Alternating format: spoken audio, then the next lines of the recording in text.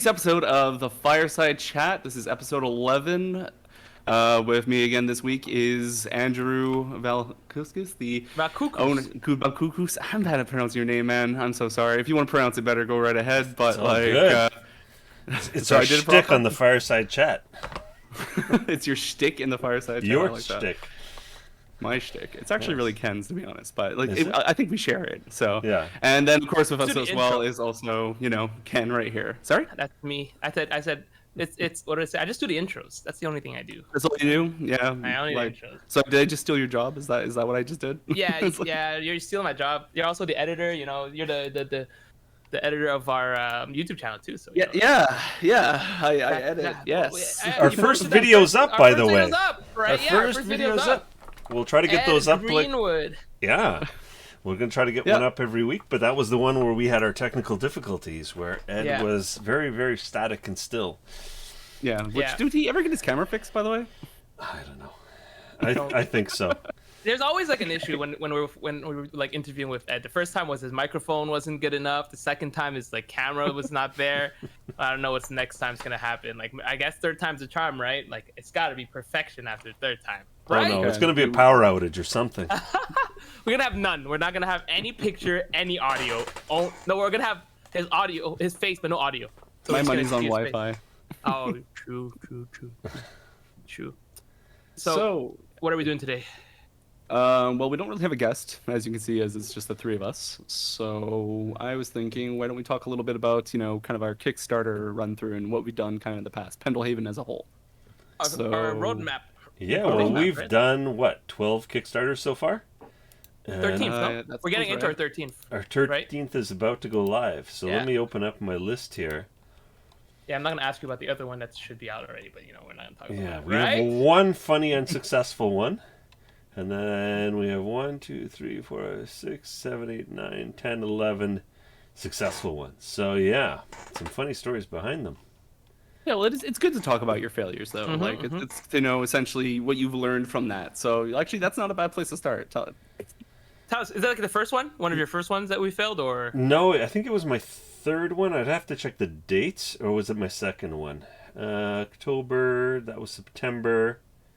So yeah, it was my second one. Do you have a bit of backstory about it? Like, what exactly was this Kickstarter? First off, what's its name? So before I came on, right? That makes sense, right? Yeah, so it's BIOMEBLOX, Biome Blocks. And my idea was, as my second Kickstarter, was to actually create some terrain which was 100% compatible with Lego blocks. So basically, we'd be able to snap in with your existing Lego collection, but the entire product line would be surfacing blocks that you would be able to make some really cool terrain with. So you'd have, what you'd have in, let's say, Dwarven Forge or some other minis, gaming, wargaming terrain. And this way you could use your existing Lego blocks to build out like the frame or the chassis and stuff. And then you would tile it with these beautiful waterfalls, trees and glades and forests and rivers. And I'd worked with 3D modelers to create a bunch of the stuff. And I think the big takeaway from this was there were a lot of people that were interested afterwards. But the issue was, number one rule for Kickstarter is build your community first around your project. And back then, I was completely new to Kickstarter. It was my second Kickstarter. And I thought, this is a great idea. I should keep it secret so no one can steal it because, it's... there's no IP to this or anything. So I'm like, okay, I'm going to keep it secret. I'm going to launch it, and then everyone's going to jump on. Well, that's not how it works with Kickstarter. You have to have a bunch of people that already know about your project that's going to be coming out, build excitement, build community, have them, spread the word. But unfortunately, I launched, and that was the first time the world heard of this idea. So I had 21 days to spread the word and get all the backers. And So it didn't succeed, obviously, as we were talking about this. But is it still available? Are we planning on doing this? Because that sounds like great. Unless somebody already took the idea and ran with it. I still have the CAD files and everything, but I think someone else has done something very similar to this already. At least one other company, I think, has done something similar with this. But I still have beautiful CADs of like waterfalls and rock faces and things like that. Hey, do that at Kickstarter exclusive. We can do that. Yeah, you could totally cool. make that into like a 3D printable, like, object, if depending on, the quality of the CAD. That's true. Yeah. Back then, and 3D printing was still. Did it even exist in 2012? It was yeah. Not really. If it did, it was like underground. It's not as crazy now. Like now, machines are so cheap in quotation mark, like $500-$600, and it builds pretty nicely. It's just the materials that's expensive, but you can make, as long as you know how to do the CAD and all the 3D model and stuff, it's perfection. So that could be something. That's true. Yeah. So with the CADs, we can even launch this and have this as just people download these STL files and print them off themselves and paint them themselves. Yep. And you can probably put them up somewhere later down the line and buy them for X dollar price if they're actually popular enough. Yeah, because I talked to a manufacturer in China, because the whole point was, if you're compatible with Lego, the really important thing is that right amount of snap, right? Yeah. It can't be too loose or it falls off. It can't be something that can't fit. So it's that level of precision. And I went through like tons of manufacturers for it. And then I finally settled on one.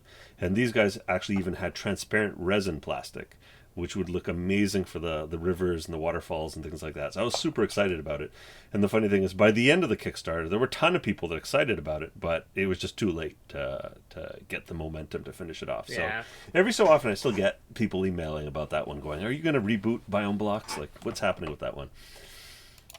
I think that'd be cool. mean, with proper marketing prowess, it might actually succeed. So Maybe. Who knows?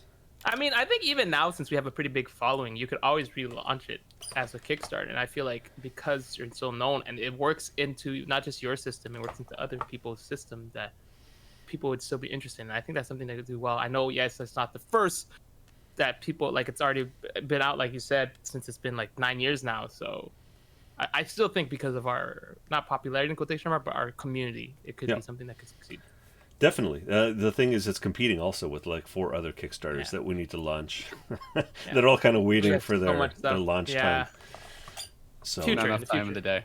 It's not like you can launch multiple Kickstarters also, right? I don't want to. Yeah. Exactly. So it's like we have to put our priorities, and I feel like the other stuff that we have, like, cause this is like, it's cool, but it's not like, wow, amazing, whoa, ladies and gentlemen, this is wonderful, Yep.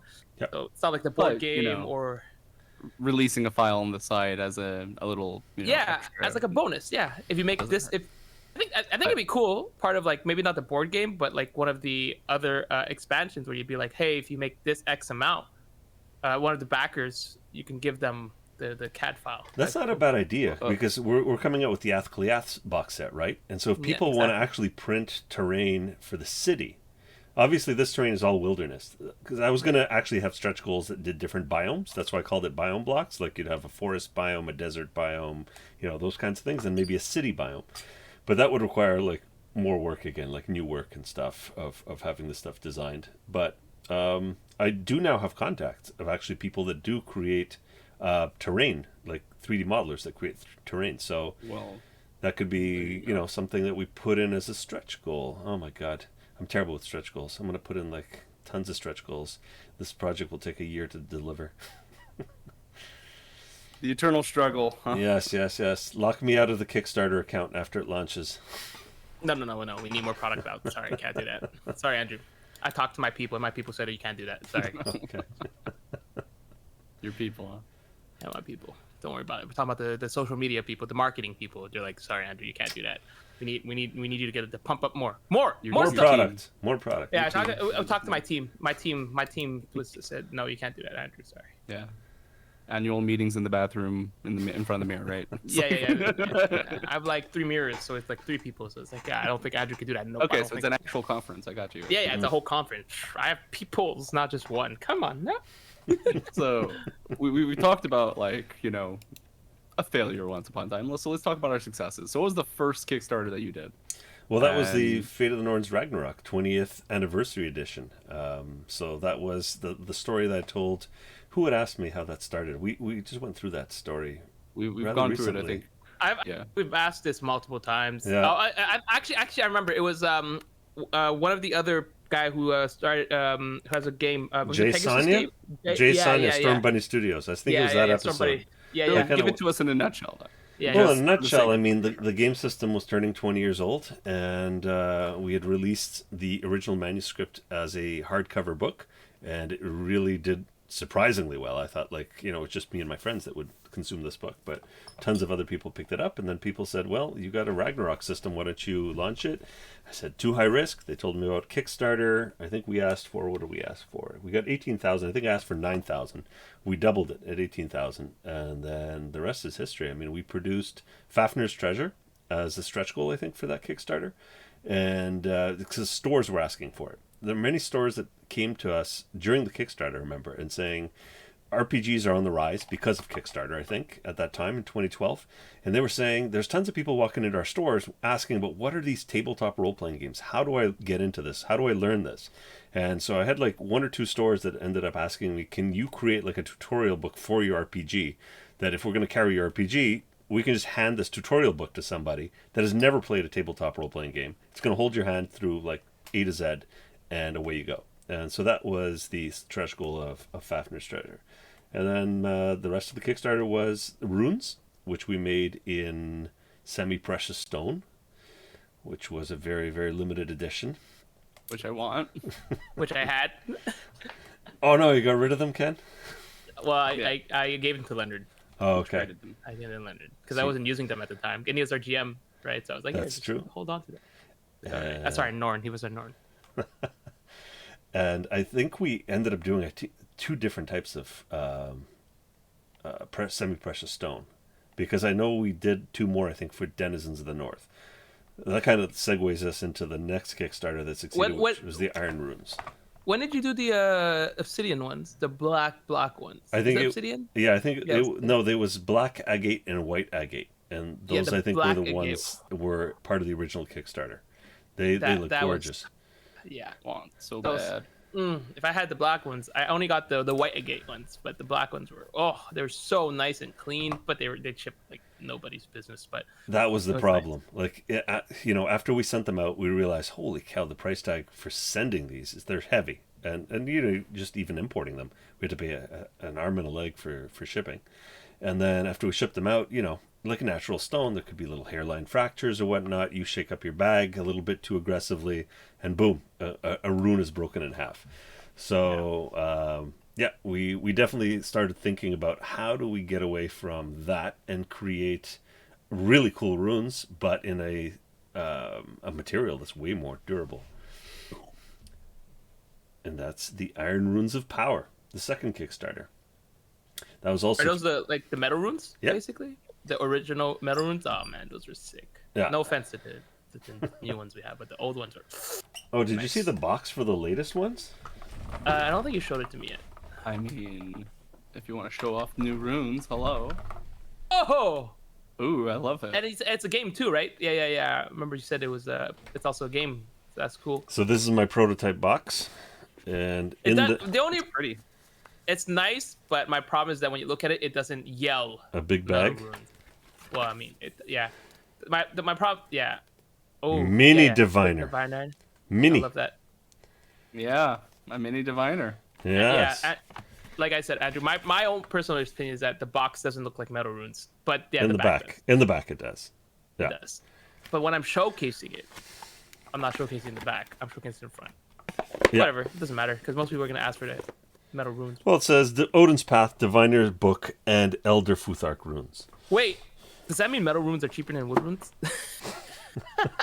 Because of the wood demand? Yeah, the wood demand. That's crazy. We can't do another wood run right now. No. They're Good going thing you to have a be lot. like $300 a set. Just start selling them as like rarities. We have authentic wood runes.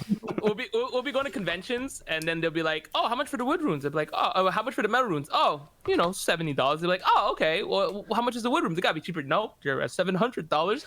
Would you like a box of $700 premium wood rune?" Yeah, that's funny. What world? What a Take out world we cooler live and put in, it on the eh? table. It's crazy, the world economics that are Yeah, going on it's right not now. even like with it's not pandemic. even like the profit margin is gonna be that crazy for us because the price of wood is already like expensive. Like, look, we would sell it to you cheaper, but we would not make any money. Okay, hear me out. All right, instead of $700, I think we could go to $650 for you guys. Okay, but we're taking a loss here. Next year we'll do a production run of the wood runes. I think we've got enough in the warehouse still to ride out the rest of the year. But the metal runes we had run out, so this is what we had. Yeah, no choice. Yeah, That's perfect. Completely left field, actually. The chat has a question. I may be a bit off topic. This is from Bickers63. Brickers. I'm so bad with names, man. So I may be a bit off topic, but I was wondering something about the Void Stone. Since when you pick your archetype, it gets assigned trait, can it be used to morph with other stones if wanted? Yeah, yes, it can. So you can use it for meta tags, and you can use it for, pretty much any mechanic that would require you to pay for a different rune. It's the equivalency of that color. Yeah, so like if it's a physical rune to represent, you can combine that with another physical rune to pretend it's like a spiritual rune or a mental rune. So yes, you can do that, which is great. Yeah, like just any across the board mechanics. So I hope that's the question you're asking us. Yeah, I think so. I read it. Yeah. Okay, thanks. So. All right, awesome. Good. No problem, Scott. We're here to answer your questions. Yeah, I remember how to play the game. No. Yeah. No, Andrew, I don't know much about the game, but that's the one I can answer. Yeah. I'm joking. It's just been a while since I played. I really want to play again, though. It's been a. We're gonna get the in-person games going. I think almost everyone's gonna be double vaxxed before fall. My double vax is on Monday. Mine's Thursday. My second one. It's coming up. It's 2 days. Yeah. That space back there with 3 couches, that's literally designed for doing podcasts, would be so great if someone wasn't allergic to, one of my roommates. Those feline devils. And also the fact that Andrew lives a million years and has kids, it's kind of tough for him to, come over. He comes to Montreal.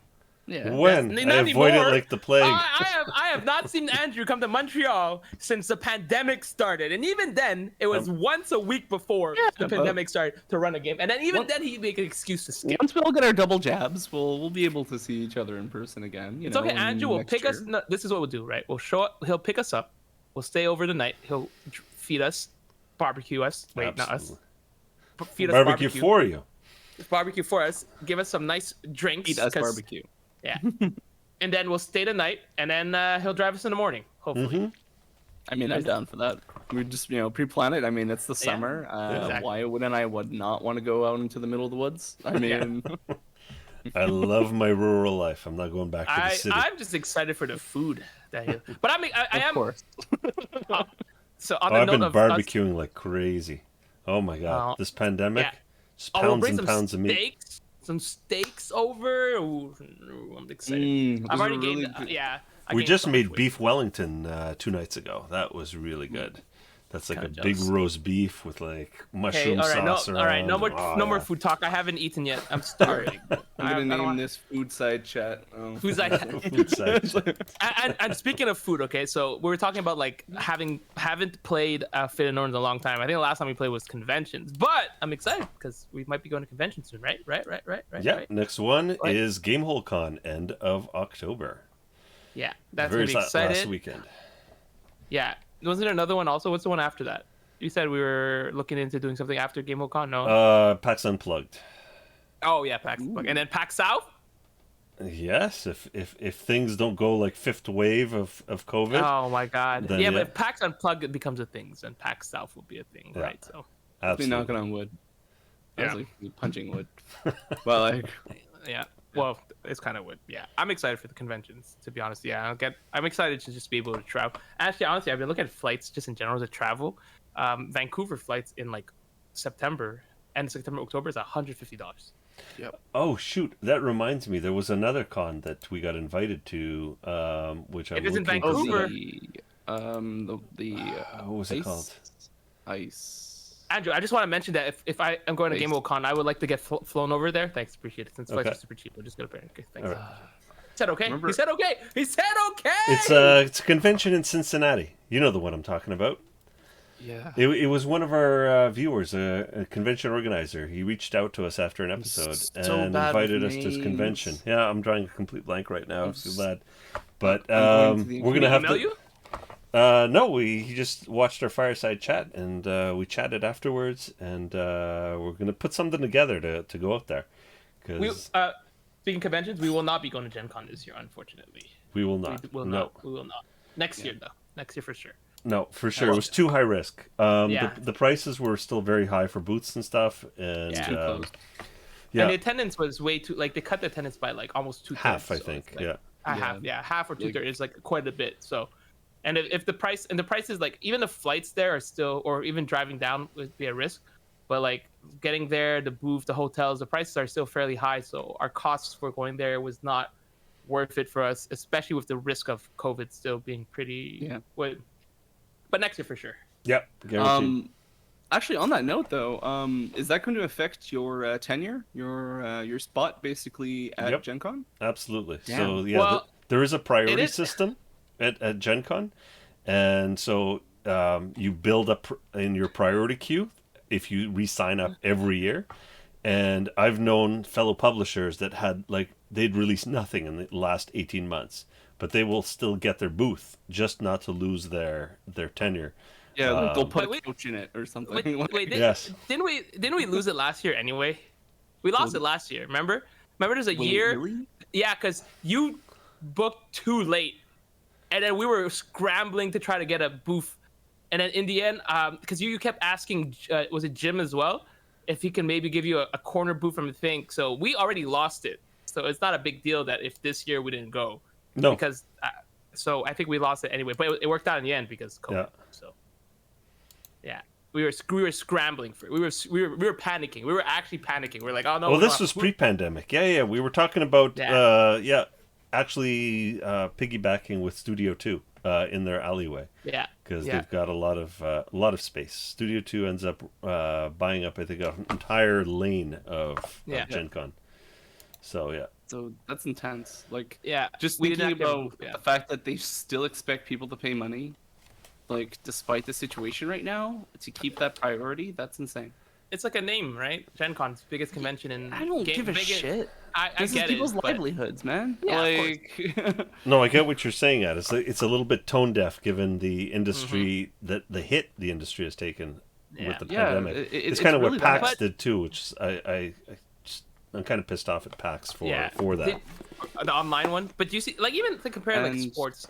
it Sports was also- Ice and Dice Gaming Convention. By That's the way. it. Ice and Dice. Dice. Shout out to Oh. Ice and Dice. Yeah, shout out to Ice and Dice. Yeah, it would How be a far is first time Cincinnati? in Cincinnati. I don't know. Cincinnati. But I think it's at the end of January or February, so it's going to be a Yeah, nice so like winter a in reasonable January. amount of time. Yeah. Yeah, it's pretty cold in Cincinnati too, is it not? Yeah. It'll be Fimbulwinter Fest representing. Yeah. The only time I'm traveling in the winter is to go to San Antonio, Andrew. You're so spoiled, Wait, Ken. If it's, I mean, look, Andrew. I started off with the best convention in the world, Carnage. So you can't expect me Isn't to that go a back. winter con? Yeah, Carnage, but yeah. it's not. It's not like it's Absolutely. Actually, no, it's not. It's fall getting into winter. It's November. Oh, but it was usually on that weekend Yes, that you would it get the does. first dumping of snow. Yes. But while we're there, there's a hot tub. I Outdoor get to hot swim tub. in. Yes, and a pool. So, I'm gonna just breakfast. Google when winter starts real quick. 1 second. December 21st. December 21st. No, but usually Carnage was in the mountains, right? Yes. Of, of New England. So, you wouldn't get a light sprinkling of snow. It'd be like, here's a dumping of like 2-3 feet on that weekend. Yeah, well, sometimes we're lucky. Well, obviously, global warming. Sometimes we would get snow, and sometimes we wouldn't. And I remember the first time we went, there was no snow because on a drive back, we went to get those delicious chicken wings. Oh my god! I don't know if you remember the first time we went to this random restaurant on the side of the road, and they had the best chicken wings I've ever had in my life. And we kept going back every single year, and they always didn't have chicken wings. That's something different. Whatever. That was our tradition for sure. Yeah. Do you remember like each year's by the food you ate typically? Yeah. Or like, okay. By the restaurants. I remember Philadelphia because we always get the Philly cheesesteak in the market. There's always that market inside. The market we was always so get, good. Yeah, the market, and then every time we go to San Antonio, we always get like Mexican food, and then Rosario's, baby, Rosario's. Yeah, once we pop off, and also I remember that one year we went to all you can eat the Brazilian steakhouse. That was great. Yep, filet mignons à volonté.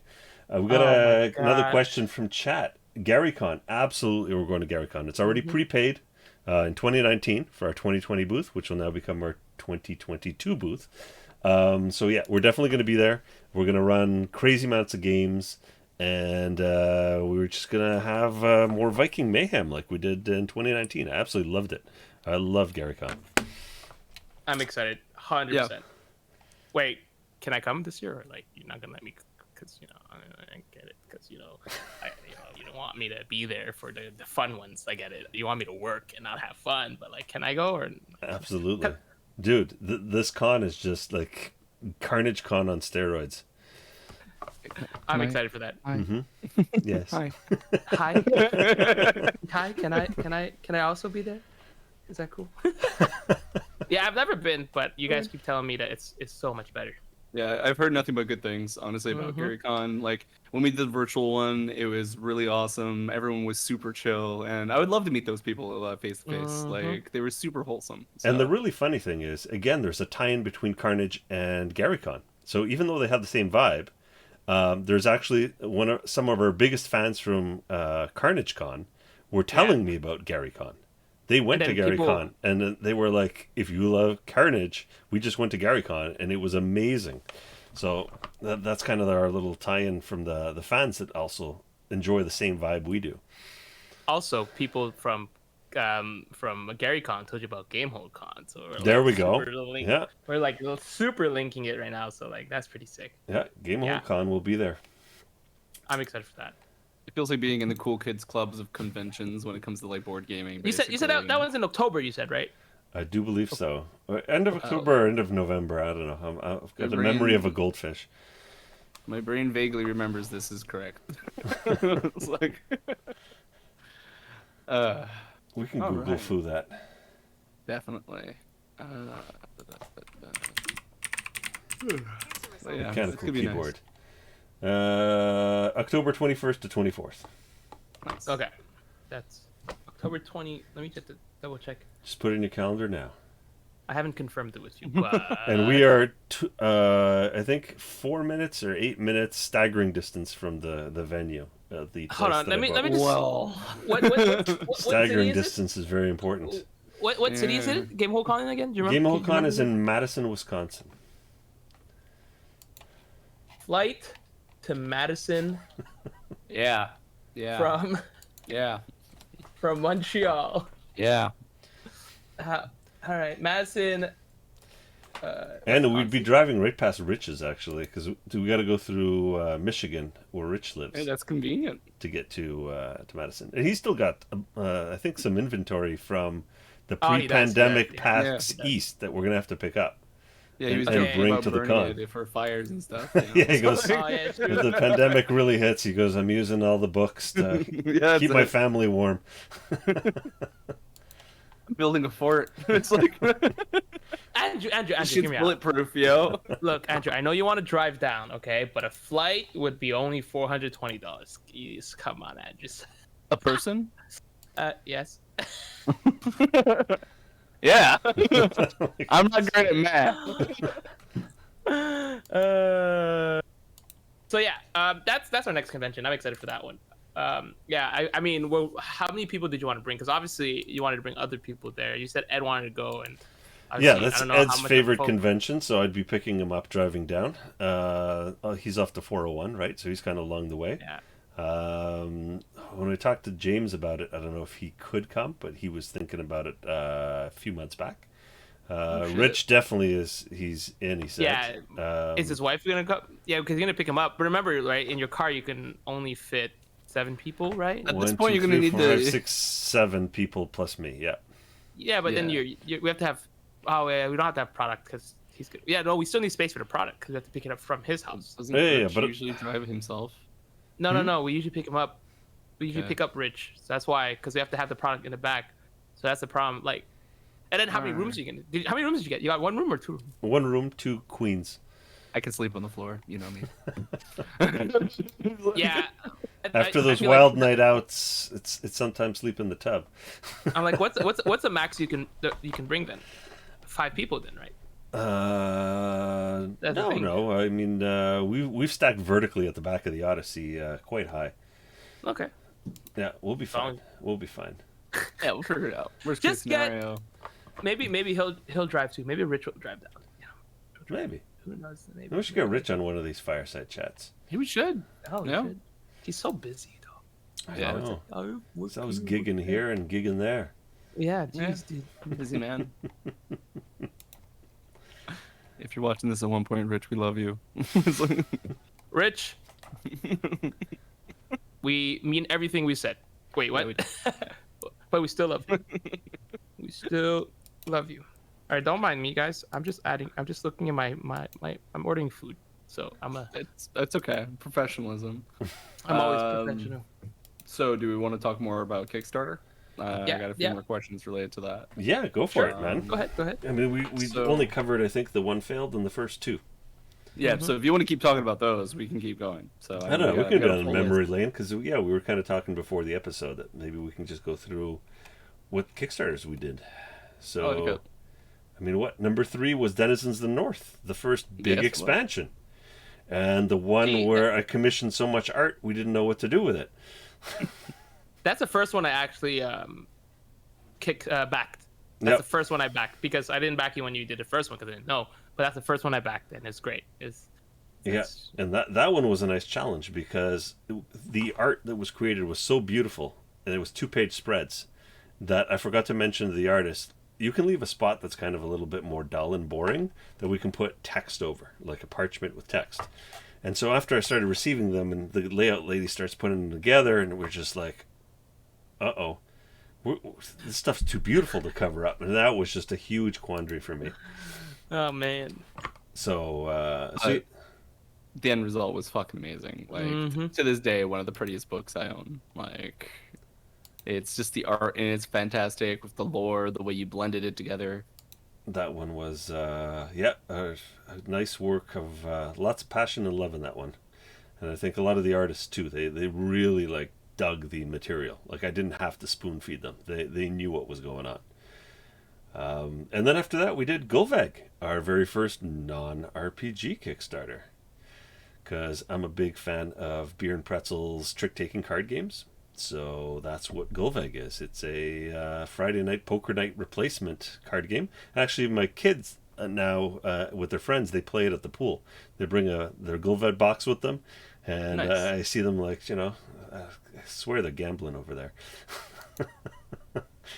But I hear them trying to outbid each other and bluffing and stuff. So yeah, it's a fun game with bidding and bluffing in there too, and really easy to learn. So they taught their friends, and now every time they go to the pool, the Gulved box goes with them. And then let's see what was that? I think like our first Carnage convention, like Gulveg was one of the highlighted games that we were showing off to people. That's true. It was Felix was the one. He was just sitting there while everybody's sitting around playing. What's the game? What's the other popular LCG card game? Was it L5R back then, or no? It was a Warhammer game. No. It was it's an LCG, so it's like you just collect. You buy the box set and you play with it, and you have like coins and you buy cards and you put it into your deck. It's a deck building game. Okay. I'm sure you guys know it. It's a very popular one. Coins. It's like, so you can either buy money or you can buy like cards to draw cards, and then you can I forgot the name of it. Dang. Not Dominion? Dominion, yeah. Dominion. Okay. Literally Dominion. So that like everybody was playing Dominion, and we're just sitting there like teaching people how to play Gulveg, and everybody's like, whoa, Gulveg, I love the art, that's so cool. And it was so fun. Yeah, that was the first time that we went to the convention and we were showing that off. Though that was pretty sick. Yeah, I remember that. And we're almost out of Gulveg. We had a huge manufacturing run. I think I'm sitting on like half a case, and then I think my distributors are sitting on maybe 1 case each. So I'm thinking another expansion. I mean, we ended up creating the dwarf expansion right after the first release. So the first release had 4 suits, and then I released the Dwarven Kingdoms expansion, which added 1 extra card to every suit and the Dwarven clan. So I think I'm going to have to collect all the feedback notes from the players and see maybe on the next iteration we have another expansion for that game. Hells yeah. That would be actually, and I remember there's a time where Goveg was being heavily sold in, where was it, Iceland or I think it was Sweden. There's a Viking Sweden. shop that was ordering them, like, I think every month they were ordering a case of Golveg. They were selling it like souvenirs or something like that, right? Apparently, or something like that. So that was yeah, that was funny. That's what I heard. But it was moving for a lot. I mean, I think it was like 6 months, 6 cases or something. Oh my god, yeah. That was like, I was shocked because like we would bring it to convention and we'd be like, oh, we have like 6, and then we would sell maybe 5, and then then we were like, he's like, yeah, don't worry about it. We don't have to sell them. We have like 2,000 orders coming from Sweden. So it's pretty sick. Yeah. Yeah. So the next Kickstarter, do you guys remember Viking Longship? Viking Longship. Oh yes. Nope. That was a Oh, wait. Wasn't there one of the goals we were supposed to build a ship because of that too? Yep. We didn't make that goal, did we? Or did we? No, this was like kind of almost our meme Kickstarter, which was we want to create longships. So we started really low key, which is like origami longships. And then we said if we hit a certain goal, then we're going to start 3D printing the longships.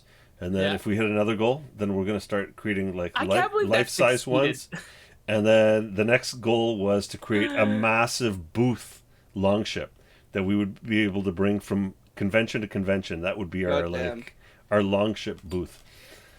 That was funny. It was supposed to be like a 20 by 10 or 30 by 10 longship as the final goal. Succeeded like pretty well too. Like it wasn't like we kind of succeeded. It was like it didn't get all the way to the build a boat, right? We got the origami for sure, and then did we get to the 3D printing one? No, we didn't. So that's what I mean. It was a meme Kickstarter. Yeah. I mean, with the internet, you have no idea what's gonna pick up. What was that other one? There was another Kickstarter around that time that it was like a ghost in a bottle or something stupid. The potato salad guy. Was it? Oh yeah. Yeah, the guy got $500,000 for making potato salad. Yes. Oh my god. There we go. Yes. That was funny. So it was around that same time that we were like, it doesn't hurt to try a meme Kickstarter because you have no idea what pop culture is gonna like sink their teeth into and run with. Worst case scenario, you ended up with a fucking boat booth. Oh my god. Yeah. Okay. Fair enough. Yep. Fair enough. So like, what do the backers get out of this? You can see my sick boat booth. No, we had a wall that we created, and we brought with us for the first year. So that was in 2014. So we brought that from con to con. We had a backers wall with all the people that backed, and when they'd show up, I think we gave them a little prize. But I think besides Montreal Comic Con, I don't think anyone actually from that wall showed up to the booths. But we had a little prize for them for backing that. And then, the next Kickstarter was the monster that took 3.5 years to take it put together. That was the Illuminated Edda. Oh yeah, and the first rendition was it was big. The Beast. It was a beast. I wish I had a copy, but I also had to wait like almost a year to get my actual copy of it. Oh, that was a. Wait. Tell the viewers how it worked. So. Okay, let me tell you the deal. Okay, so the first time I saw the Edda, right? Andrew brought, I think it was 6. It was PAX Unplugged, and it was a big one. So I go, Andrew, what are you doing? I'm like, you can't just bring 6. These are gonna sell out like hotcakes. He's like, no, man, they're too big, they're too expensive. Nobody's gonna buy them. Literally the first day, all sold. And I look at Andrew. I'm like, yeah, nobody's gonna want to buy them. Everybody's gonna want to buy the pocket edition. So then I told him, I'm like, Andrew, if there's ever a Edda remaining, no matter which one, at the end of a convention, I want one. And he's like, okay. And I'm like, I'm not going to buy one. I'm only going to pick one up if there's ever one left. And every single convention, because I love the book so much, I absolutely love it. It's like the most beautiful book. The art is beautiful and the reading is just fantastic. I own the digital copy, but I didn't have the physical copy. So I went and I pitched it to everybody. And everybody would buy. And every single convention we went to, we would sell out.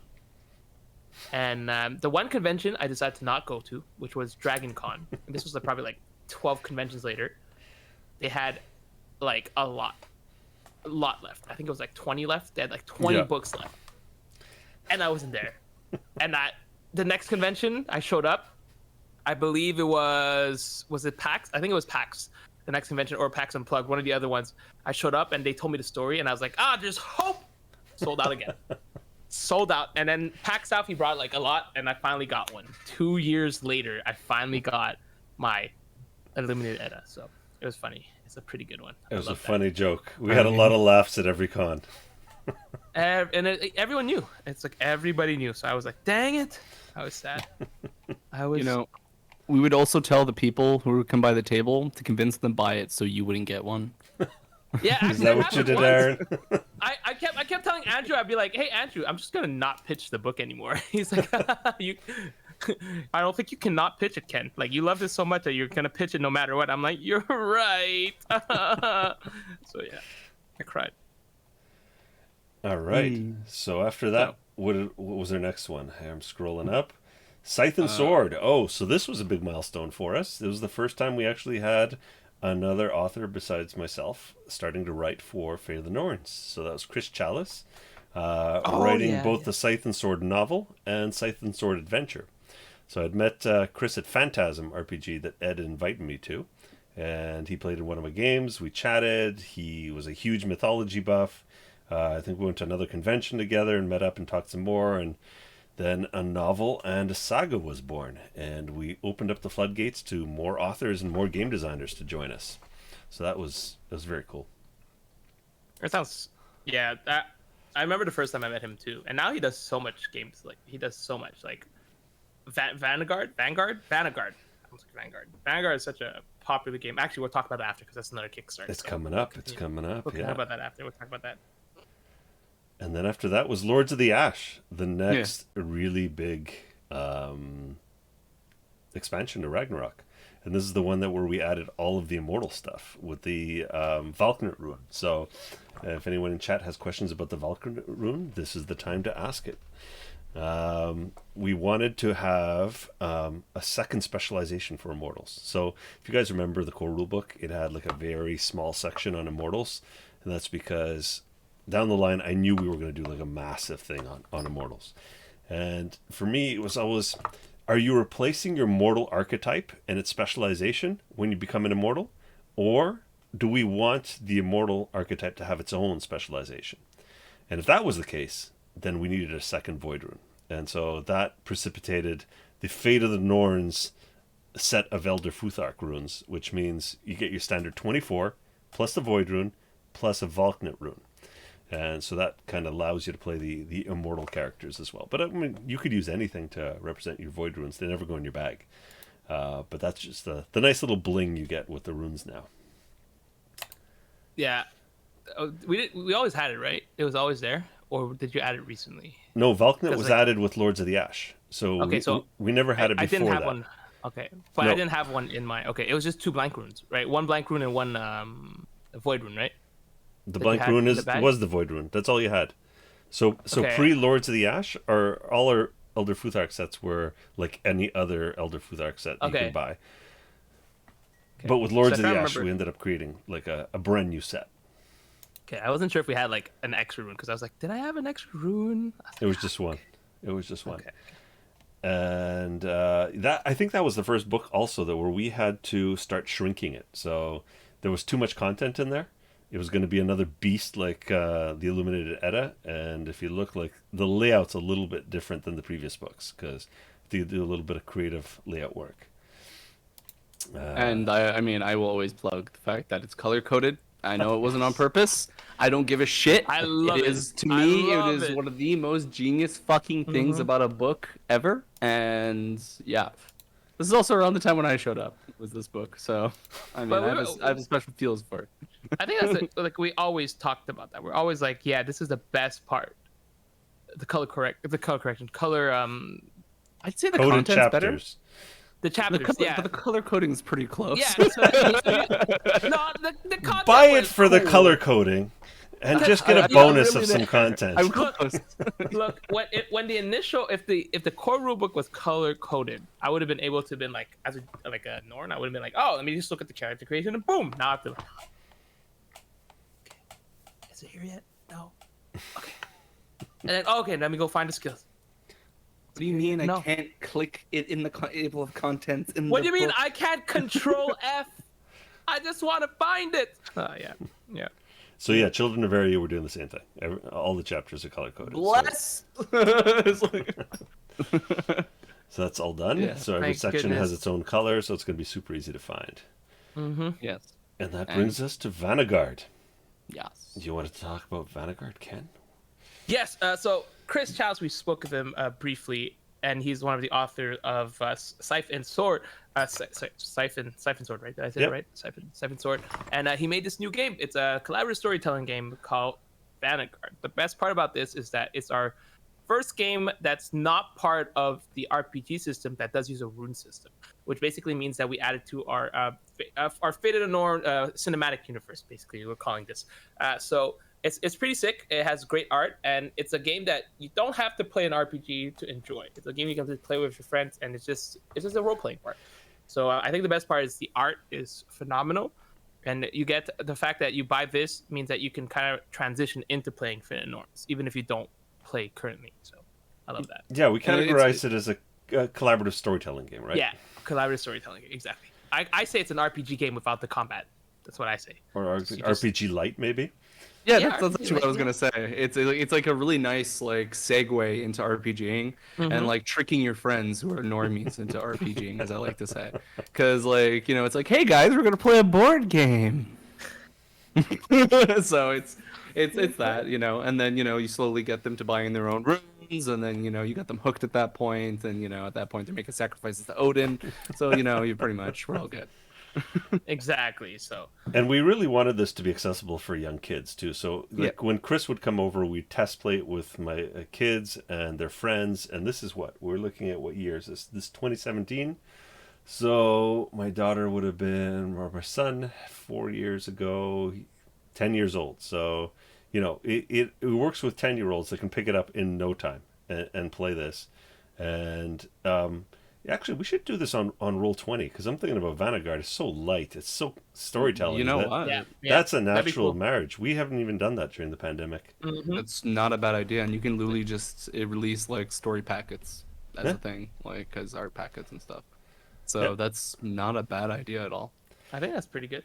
And the lore Definitely. is I mean- the opposite of Ragnarok, right? So Ragnarok is the Yeah. end of the world, and Vanigard is the creation of beginning. time, like the very Yeah. beginning, before anything The vague happened. beginnings. And the really important thing why I wanted it in the very beginning is I want this to be accessible, so people don't go, oh my god, I need to know all this mythology and lore and everything to tell a story. No, there's nothing prior to this. There's no canon. You make up the canon. So that was one of the big selling points, is to make sure that you can even reskin this. And I've even run this as a Tarantino type movie with these mechanics. Everything goes wrong. And it's fun. Yeah, I think We that's definitely a cool. Go ahead. I say it's a good idea. I was gonna say That's we what should release different flavors. Yeah, I think we're gonna say the same thing. It's like, There's different things. Let's just put all our products on Roll20, so that Yeah. including a Goveg. Goveg actually Roll20 could be interesting. Maybe. Tabletop simulator? Tabletop. Yeah. Oh yeah, tabletop. tabletop simulator would make sense. That could be cool. Or honestly, how hard is it to do standalone Unity for a card game? That could be a project. Mhm. Where's my son? Raph! Unity project, programming project this summer. Just Car. Video Raph's going to be editing. like, damn you, Aaron, you gave me homework over the summer. Damn. You're gonna give him so much stuff, and he's gonna be like, no. So I'll tell him. It has to be done by I mean- September. September. Excellent. So we're going to have Gulvag Digital Edition by September. Okay. Yeah. And then the next Kickstarter was 3 freaking books in one. So this is kind of Oh, our yeah. dry run, I guess, for our next upcoming Ultimate Viking anthology. So this was Creatures from Fairy Tale and Myth. Who I was remember it when I released. that dissuaded me from releasing one book? I wanted Wasn't to do it, this all as one book, I think, at the beginning. Not James. It had to be James. It must have been James. I was thinking it was even Leonard. This is like way back when even Oh, remember yeah, Leonard the was original- the origin of the idea? Yeah. It was actually something that we talked about on one of the trips. Originally, Leonard had talked about it, and essentially then he had to not due to reasons, from my understanding. yeah. Reasons, yeah. Then I think I was working on it on a bit with like 3 other people, but then everybody else kind of had to not for reasons. And then you got Ed, and you're Yeah. like, oh my God, it was a blessing in disguise. Sorry, no offense to you, but yes, it was. I mean, like, It was I'm happy it worked out. So. So 3 It was- books. One was a storybook. It's nothing to do with gaming, right? So if anyone's just into the myths, that's the Creatures from Fairy Tale Myths Storybook Edition. Then we were all playing a lot of 5e too, so we did a 5e version of the book because the OGL and the Open Gaming License. So there is that version, which includes the blacksmith class. And you know how in 5e you've got a spec set of stats that you're looking for? Like, you know, you need this stat and this stat for this class. Well, it kind of pigeonholes you a little bit too much. So the blacksmith, you can actually have a spec based on every single one of those ability scores. So there's one for each ability score. So it's never that a blacksmith needs, let's say, constitution and strength for their specs or things like that. So we really wanted to open that one up. And then we added a bunch of really cool optimizations for managing actions, managing monsters, and making them memorable. So the whole point here from Creatures from Fairy Tale and Myth is not your run-of-the-mill, I'm going to use these creatures as filler during my campaign. These are either your boss monsters or the monsters that you tailor your entire story arc around. And they're not easy to kill. And so you have to do research and sleuth work. So that all went into like the 5e mechanics that we added. And then the last trim was the Fate of the Norns edition, which has been asked for a long time when people said, I don't have time to make my own denizens. Can I have a monster manual? And that was it. I've actually never read that one yet because I think it was released was it during COVID or was it right at the beginning of COVID? I Yeah. think is when the last of the 3 released, books yeah. came out. Because it wasn't released when I went to San Antonio or Boston. Because when we went to San Antonio, it wasn't out. The Boston one, 5e was out in San Antonio. Yeah, exactly. Yeah. Yeah, and then and I thought we might have in Boston. We would have so yeah. I've seen the 5e one. It's fantastic. Social combat is 10 out of 10. But adding the monster manual would be next level for any Norn who's trying to, just progress their game because you just have it already pre-made and you can just play instead of having to worry about making your stuff. It does take a bit of time. Right. So I want to see it. So I'm excited. That's the one for me. It's like a kid in Christmas. You get to see all these cool stuff you're getting. For me, it's the same thing in convention. When I get to a convention, I would be like, oh, what do we get new? What do I want to try to pitch to people? Andrew's like, it's this. Okay. And then I just pitch it and it's great. So by the time we have a next convention, I think we'll have at least 2 new products. Yeah. Hopefully. So we have the Celtic Encyclopedia that came out with the next Kickstarter, right? Which was Children of Ariu. Yeah. Our last Kickstarter. So 3 new books that I'll get to see.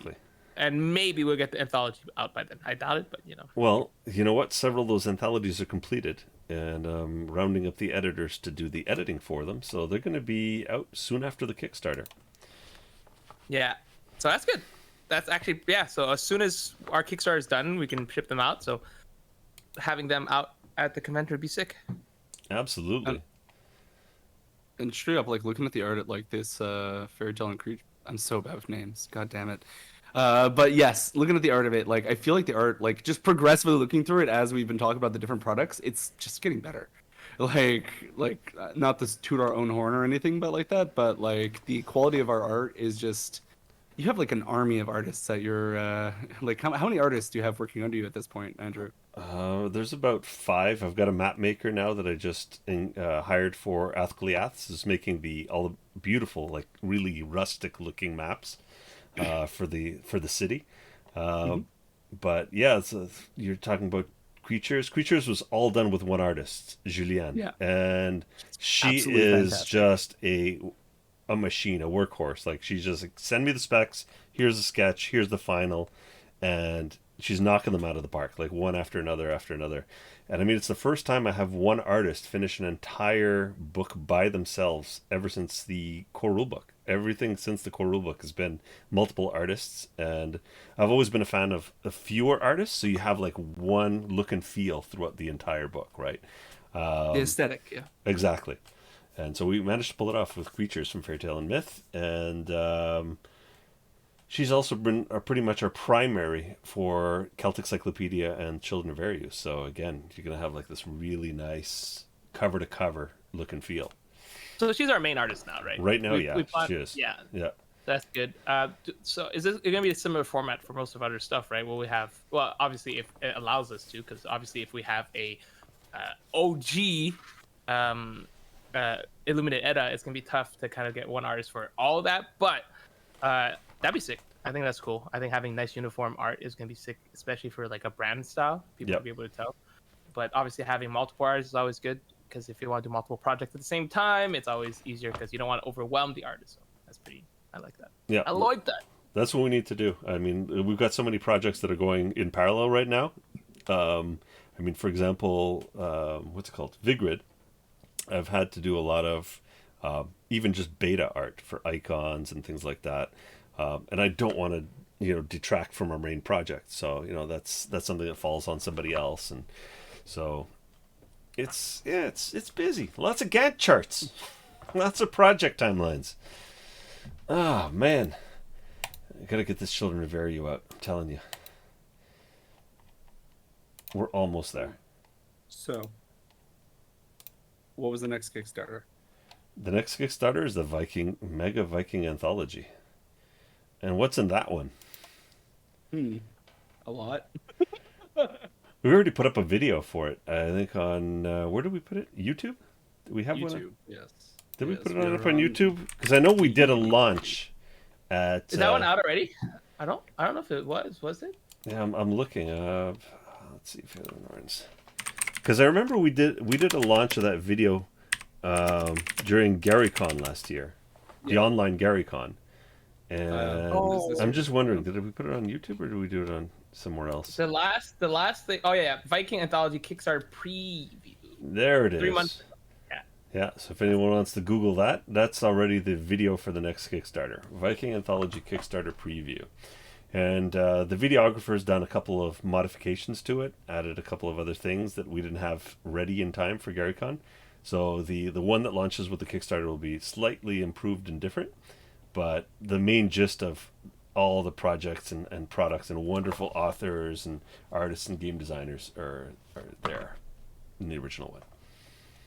I posted a link in chat for anyone who wants that, and I will try and remember to have it posted in the subject of the video for this later. That's not a bad idea. Yes. Great idea. Future Aaron, try to remember this. It's like... Post-it note. Yeah, put it. Actually, the best way to do it would be put it into the agenda. So that way, if you do plan on posting it, it'd be like, oh, agenda, and like, let me see what we did today, and they're like, oh yeah, add stuff. Well, that's actually really smart. God damn. It's like you've been doing YouTube or something. I've been doing it for a while.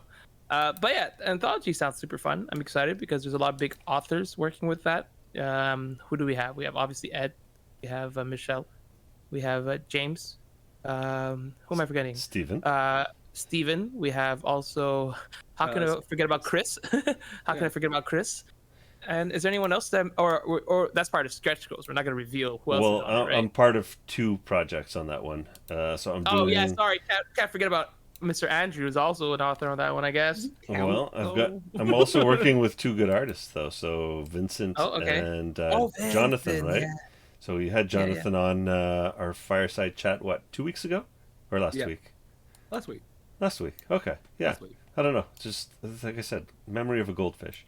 And so we're doing kind of the jokey, funny graphic novel together, which is one of the sagas, and then Vincent Pompetti and I are putting together one of our most iconic and lovable characters, Vergesa the Firewolf, and her story as a beautiful, beautiful graphic novel.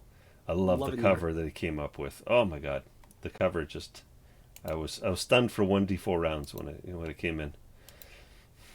Not Not drawing one rune and choosing the color and basically how many rounds depending on the color of the rune. It's like You're absolutely right. All right, so that one's coming out. What do we have next after that? Do we have anything previewed that we can talk about that's coming out, or? Yeah, so the next ones after that are War of Shadow. Yes. Okay. Yes. Vigrid. Okay. And Chronicle of Kings. Ooh, I'm excited for Chronicle of King, although I'm surprised that that's coming out later than Vigrid, but whatever, it's cool. I'm surprised I too. Back a bit. I did not. Go. I want you to talk a bit about War of Shadow, just to reintroduce the concept of what it's supposed to be. Just to, kind of mini hype it a bit. Okay, so War of Shadow is a brand new genre for us. We are doing Viking horror with War of Shadow. It is the creepy crawlies of the Viking universe. So picture Mirkvid as the pièce de résistance in the middle of the table. And then you have little sprinklings of Svartalfar and Leosalfar and the Huldu folk, the hidden folk. You've also got Nidhogg pulling at the strings, trying to bring in his brood of the Alsvarter from the outer worlds of Gunungagap, which is the Great Void. So picture like a really like Great Old Ones vibe from Cthulhu. Because the gods and the giants can't deal with just Nidhogg. Nidhogg's already too powerful for them. Now imagine he brings one of his kin back from exile from the original war. So everything in this setting is absolutely terrifyingly dangerous. Death will come even more swiftly than in Ragnarok, unless you are super, super careful. So you get in a fight, be ready to lose your character. It's going to be brutal. And it might not be death. Death might be a sweet mercy. You might have some sort of curse or maim that hits your character. Now you have to live with it and roleplay that. Some parasite that has infected you from Mirkvid because you just ingested the wrong plant. That's going to give you fevered dreams of things that go bump in the night and then touch you by daylight hours. It sounds like a Cthulhu meet the Fate of the Norns kind of vibe. Oh, That's yeah. Kind of cool. It's It's very much that. That sounds super fun. There's a reason I'm excited for it. For those of you who don't know, I love Nightmare Fuel. This is literally my element. It's like when this comes out, I'm gonna be so excited. And I'm planning to release 2 lore books that come with this Kickstarter. There's something about these 2 lore books that I'm not going to reveal right now, but there will be a future reveal about this, which I think some of you might know. But one of them is going to tell the story from the perspective of the Leosalfar, which are the light elves, and another book which tells you the story from the perspective of the Svartalfar, which is the dark elves. And you'll have the same events from very, very different perspectives. That's cool. That's exciting. So yeah, I'm excited for the board game. I haven't tried it yet, but I think a board game will be a big seller. But because I am a gamer and I do like card games, I'm excited for Vigrid. So tell us about Vigrid. So Vigrid is, I guess, a magic killer. You're very optimistic. I am. Yes. Well, yes. It's a collectible card game / LCG, living card game. Can't use LCG, I think it's trademarked, but it'll have the similar concepts of you can buy a box. Card game. Pardon? And a live card game. Live. An undead. An undead card game. Animated.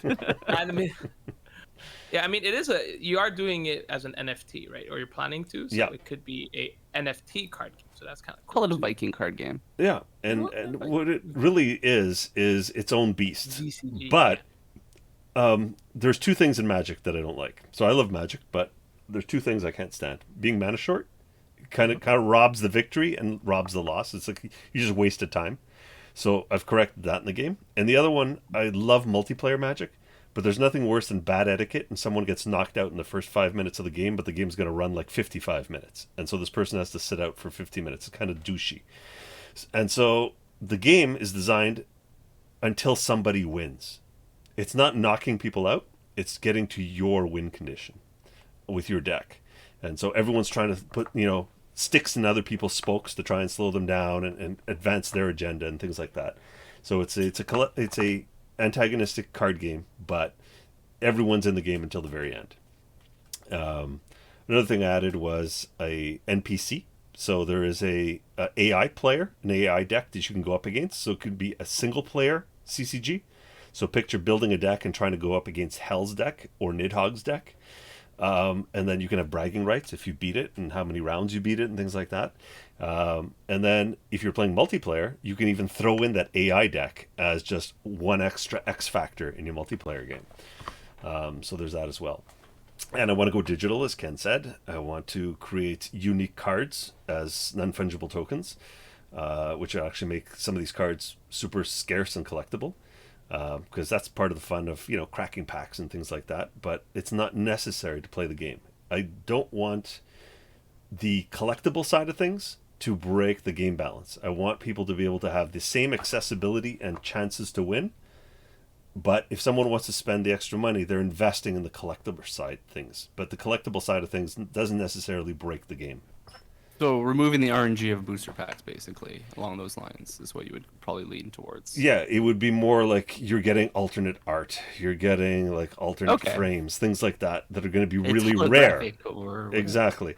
But it's not a pay to win. Legendary. Yeah, exactly. Okay. It's not a pay to win. I like that a lot. Because that's always been like, I love Magic. I've been playing played Magic for too long, and like it's the biggest issue with it is like I feel there's a money gatekeeping to it. It's like I remember when I got back into it like just a few years ago, I dropped almost $300-400 just so I can get into meta, and I made my money back to almost twice. But like that's very little, man. You got away easy. I mean, one deck. That's like wait, did you say modern or did you say standard? Did you say modern or standard? Commander. Oh yeah, Commander's not bad. If you're playing like Andrew, oh my god, Andrew plays vintage.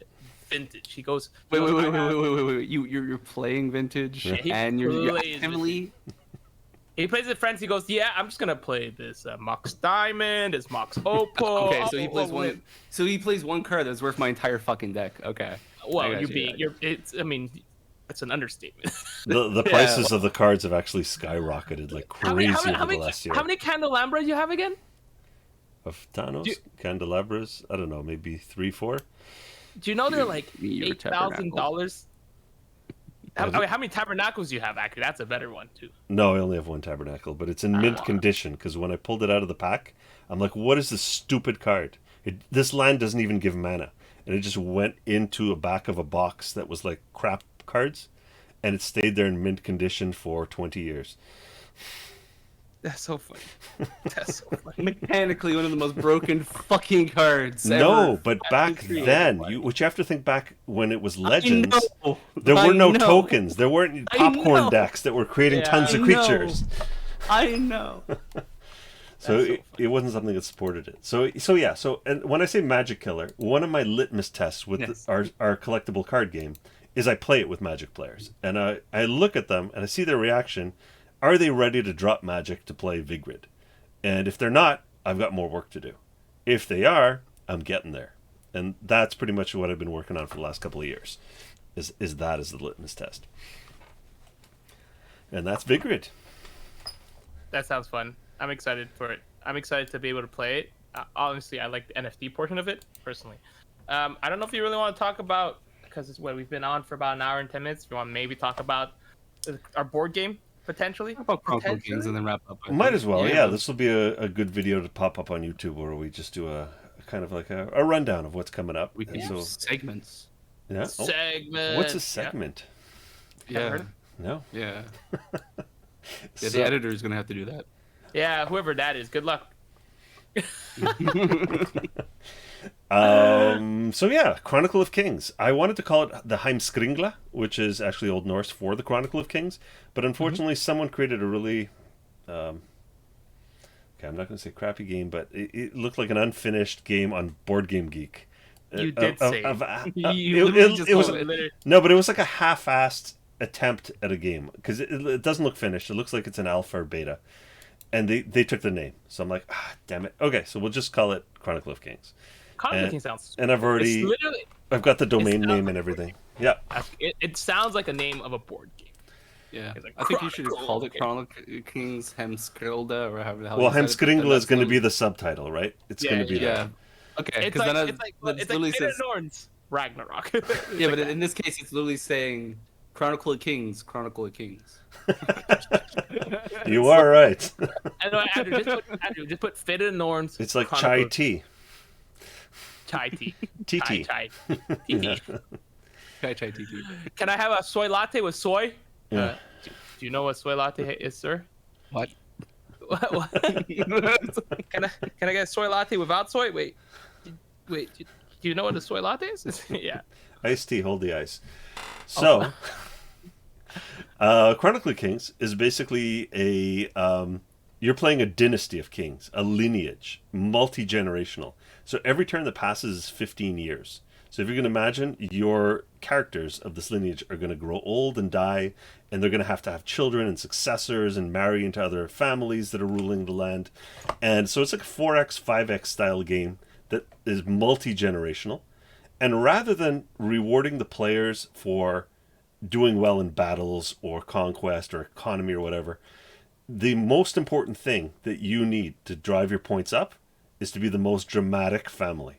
So the family that's got the most drama around them. It's just going to really tie into this whole reality show type of thing. But you want the game, you want people to remember the game, right? Problem with board games is like, okay, we played Risk. There's nothing to reminisce about, right? It's not like a role-playing game where you're like, oh, remember when so-and-so rode the blue dragon instead of killing the blue dragon? You know, it's like, there's no memories to like toss around with your friends. And I wanted this in a board game. When you finish the game, you're going to have the winner is clearly going to be the family that everyone was talking about afterwards. Oh my God, I can't believe the hijinks that happened to that family. Or oh man, the 4 turns of like crushingly bad luck that we're all laughing about and crying about. That is who the winner's supposed to be. And so it's going to reward the most memorable player, really. But everything else is kind of how do you get to those memorable events? And that's Heimskringla in a nutshell. So that also uses runes, right?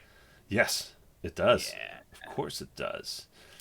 Well, I mean, Vikinging doesn't use runes, but it's a card game, so it's different. It does use runes. It does. Oh my God! It's like we're using runes for everything. Plot Wow. twist. It's like it's one of our products or something. It's like we calculated that or something. Am I right? Hey, play to your strengths. The runes have been working out mechanically, and we're still exploring what else we can do with the runes. And we haven't hit the horizon. There's more to do. And it's just like there's more.